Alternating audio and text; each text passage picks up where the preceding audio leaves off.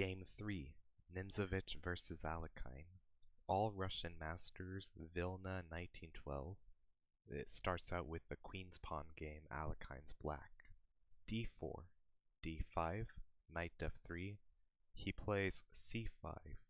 He didn't write any comments about this opening, but I think it's not best because after c4, we reach a transposition of Austrian defense, and it's a soft opening for black. I know that Mamedyarov is a repeat practitioner of this opening for black, and he's finding interesting ideas, I think. Like, white has to be very concrete to try to struggle for an advantage. It's very tricky opening for both sides, especially white, but I don't know. Maybe better to, in the modern day, to choose different opening. But okay, so the opening is not the reason to make the video. In the game, it was bishop f4, and knight c6, e3, knight f6. If queen to b6, then this is premature because of knight c3. Here it's good for white. It's hard to take the pawn because of knight to b5. But okay, so in the game, what black plays knight f6 and white plays knight c3 anyway, and now this time Alekhine writes that this move is out of place. According to Alekhine, it's just better to play the London approach with c3 and put your bishop on d3. He writes that this was certainly better. So it was knight c3 in the game, and black plays bishop g4. Now we'll see how Alekhine tries to punish knight c3. He writes that a6 is equally satisfactory, followed by bishop g4. I'm not sure. I prefer bishop g4 because if white doesn't play bishop to b5, but instead something like bishop e2, then is it really good to play a6? Probably not. Kind of a waste of time. You can just continue naturally with e6. And okay, well, this is just his opinion. It is ultimately going to be decided by Injin's opinion, what is best in the opening. In the game, white plays bishop to b5, which is not possible after a6. Okay, e6 was in the game, and h3, and now another critical moment. We can exchange, it has to be considered, we can move back, or we can also modify the pawn structure as c takes d4. Alekhine played the worst move out of those three choices. He played bishop h5. According to him, this gives white a chance to weaken black's position on both wings, the king and queen side. We'll see in the game how white got a nice positional grip that he later lost. Bishop takes f3 is okay. After queen takes f3, we can play a6, and now bishop takes, pawn takes, and black is fine. Another variation that we mentioned was c takes d4, counterattacking the knight, and also forcing the pawn structure more towards a static pawn structure after e takes d4, bishop h5, g4, bishop g6. And after a move like a4 or knight e5 first, let's say, we play queen to b6, protecting the knight, and now after a4 we can play bishop to b4. And so by exchanging on d4, we have this very concrete resource and natural resource, bishop to b4, controlling a5 sufficiently. in the game, Alekhine plays the same way, except he doesn't take on d4, he just plays bishop h5, and now white seizes a positional advantage, g4, bishop to g6, knight to e5, queen b6. If rook c8, then this runs into knight swap because bishop a6 and bishop b7 is winning the exchange, and most likely a pawn. So queen to b6. And now same idea, a4. Now bishop b4 doesn't exist. And also important is that black doesn't have time to take on d4 because of a5. And yeah, this position's probably already lost for black, very close to losing. So that's why Alekhine played instead a different move, a5, prophylaxis, but okay, you're giving up the b5 square. It's not very pretty. We'll see what Nimzowitsch tries to do. h4, interesting, because it's like first you're playing on the queen side and now you're playing on the king side. Alekhine doesn't criticize this move, so clearly he must think that white's technique is correct, and I think I agree. It's always important to try to play on both sides. Okay, h5. Better than h6, because after h6, white doesn't have to rush. After h5, it forces white to make a decision immediately on the king side. White decided to take the bishop, knight takes g6, f takes g6, and now g takes h5 was in the game. If g5, then knight g8, rook h3, or excuse me, queen to d3 first, king f7, and rook h3 is better for black than it looks, because he can hold everything together after knight to e7 and knight to f5. So Alekhine wasn't worried about this variation. In the game it was g takes h5, which he thought was an inaccuracy, because after g takes h5, black maintains great control of the center despite perhaps the g7 pawn being a weakness, in the sense that it's a backwards pawn. The h4 pawn keeps it at bay, so does the bishop. So, okay, black has, it's a double-edged position where black has a static disadvantage, but he's got good prospects in the center and a good chance of dynamic advantage. Yes, since black has a static disadvantage, he has to play dynamic and sharp. He plays a pretty good move, castle queenside, or after queen to e2, sorry. Now he castles queenside. And according to Alekhine, the king on c8 is safe because the f4 bishop, which restricts the king, can be eliminated easily after bishop to d6. White also plays dynamic and strong with castle queenside, setting up an interesting trap.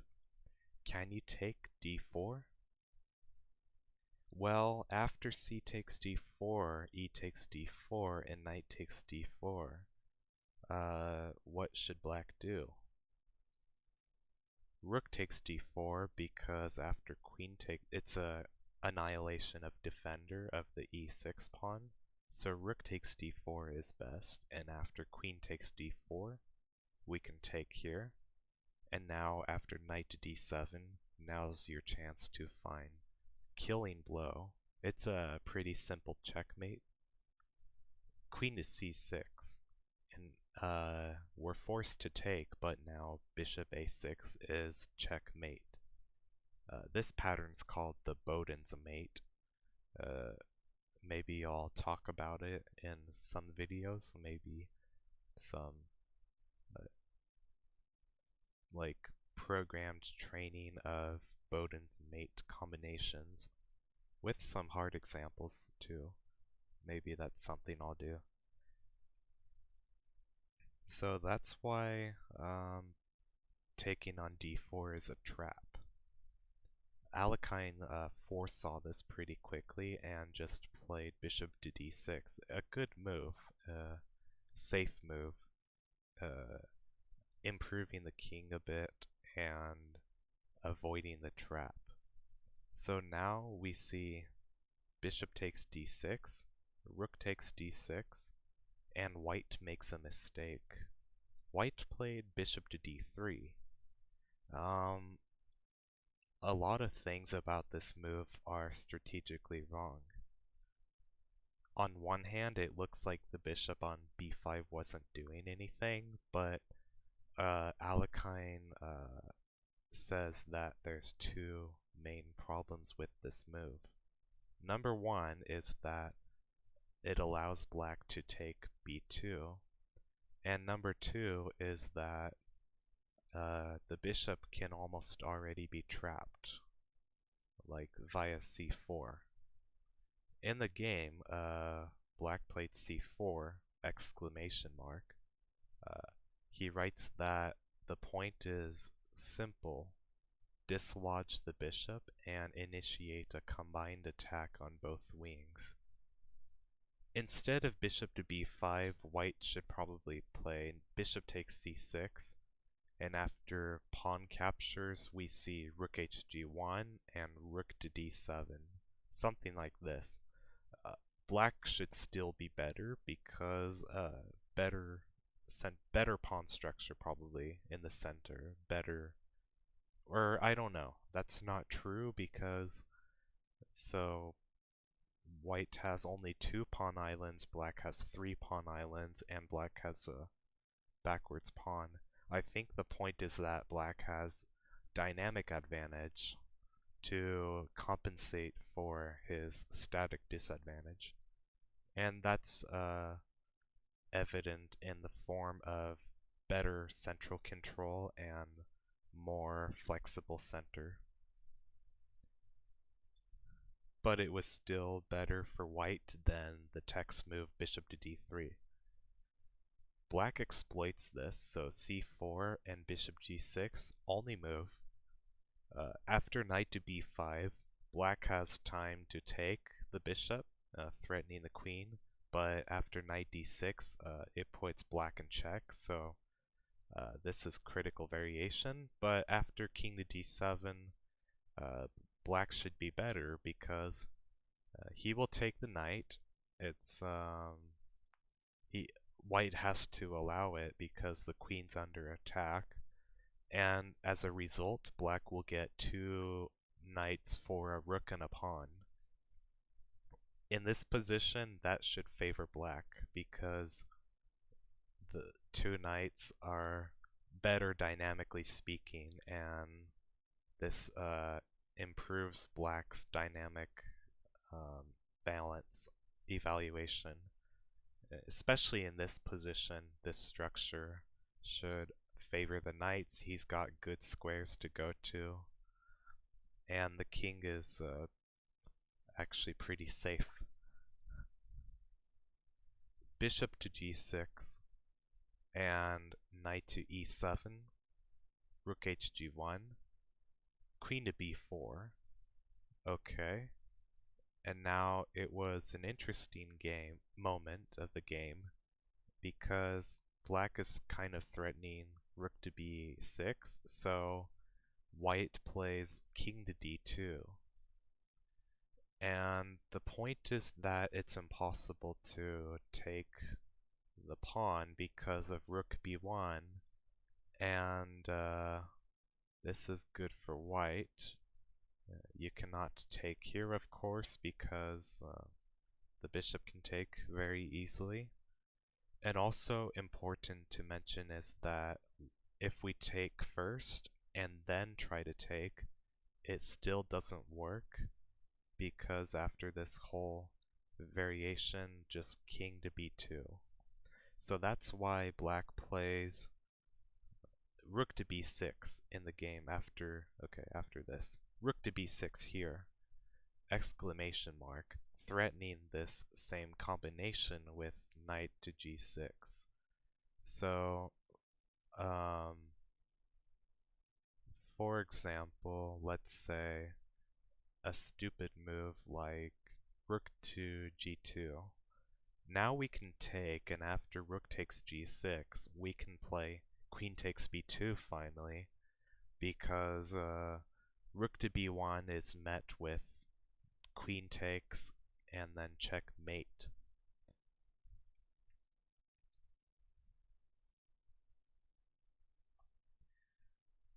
Not only is this trap threatened, but okay, rook goes back to g1. Not only is this a trap that white has to see, but rook to b6 is a move that allows the queen to cooperate in a decisive action against the exposed g6 bishop. In the game, it was f3, parrying the threat of knight to e4. Now we see rook h6 and bishop f7. Kind of a sad move to make. The bishop has only one square of shelter on f7. Black plays very good technical plays very technical and strong for the rest of the game. So it was knight to f5, and we see queen h2 and queen to e7 exclamation mark. Knight to b5 is a desperate move, but white didn't really have a choice. If something like bishop to g6, then black wins with knight takes h4. Obviously, you cannot take the knight. There's just this discovered check discovery. So after knight takes h4, it's lost. So instead, knight to b5. Okay, and queen takes f7. White's idea is to try to hope for some vague compensation by putting the queen on b8. So, like, very vague, nebulous compensation. So he plays knight to a7, allowing him to put the queen on b8. This was the game. So we see this position, and now Alekhine has like another critical moment about how to convert. He plays knight to d6. Queen e8 is also sufficient and winning, but he wanted to try to trap the queen after knight to d6. So it was rook to g5 and knight f to e8, rook d to g1, and rook to f6. If queen takes f3, which is like extremely greedy, then he writes that rook takes g7 is winning for white. I looked at this really briefly, and at first glance I couldn't find anything after knight takes g7 and rook takes g7, knight f7. I wasn't sure how to finish off black in this position, but I can look after the game. So let's mark this as like a critical middle game moment, critical middle game position. Okay. So instead of queen takes f3, it was rook f6, f4 parrying because rook takes f3 is a legitimate threat, and g6, okay, king to c1, queen h7, interesting waiting moves that Alekhine makes. We see c3, and then queen goes back to f7. I think the point is that he's trying to put white in Zugzwang and inducing him to make very weakening pawn moves. Very interesting technique. Alekhine had marvelous skills in technical positions, and he was a master at converting a winning position into a full point result. So queen f7 and king to b1. We see queen e7 because white cannot take on g6 due to the pin on queen h7, so because of this and pin. So queen e7 takes advantage of this fact, and we see king to a2. Now it was rook f8, continuing on his plan with trapping the queen.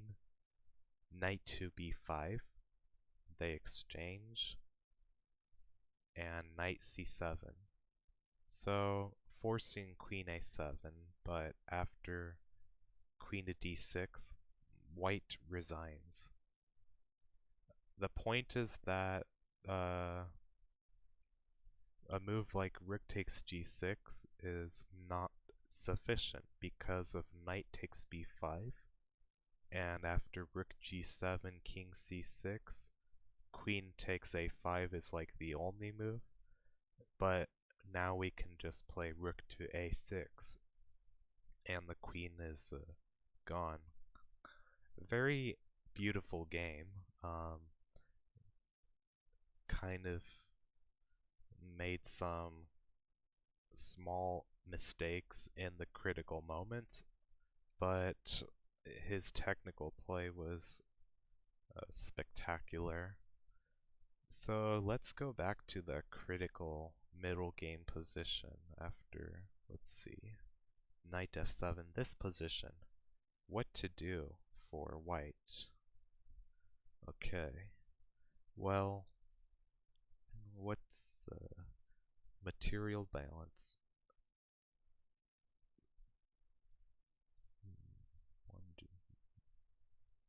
Okay, so I think black has a static advantage because although his king is exposed, he has massive material advantage, so white has to try to turn static elements into his favor via dynamic means.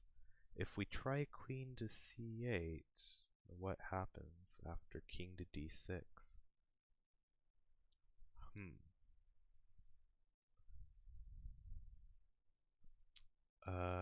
Queen to c5 and then probably take on b6, and I think the king can hide. No, wait, maybe. Well, after queen f2, you cannot hide because this is checkmate. So I think this is like a draw by repetition. So can white play 4 more?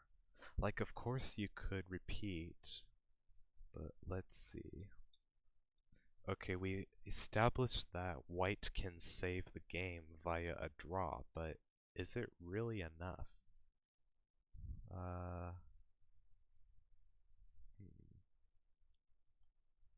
I guess that's all that really matters because black is playing with like a totally static advantage and he doesn't want to.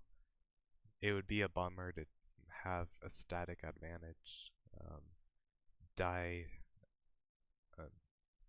because of a dynamic resource.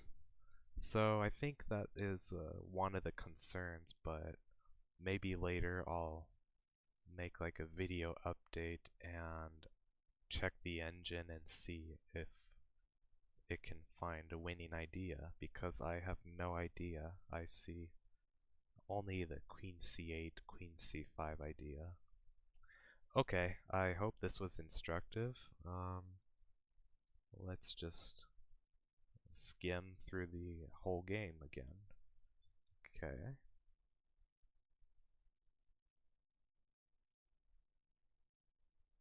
So bishop h5 is like a small inaccuracy. Okay, because of this. So a5, let's promote.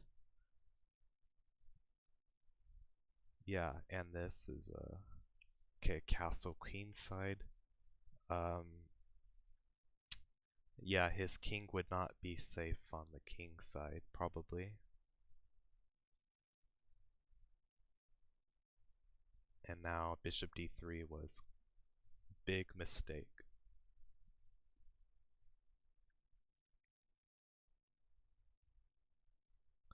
Okay, not this line, sorry. I just have the chess base, like, not properly showing the main lines right because of the way I entered in the moves. It was it was rook to b6. Let's promote. Okay, f3. Yeah, now. Okay, queen e8 or this.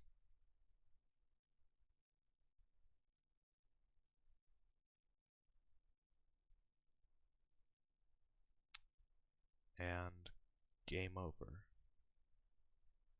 Yup, he resigns after queen to d6.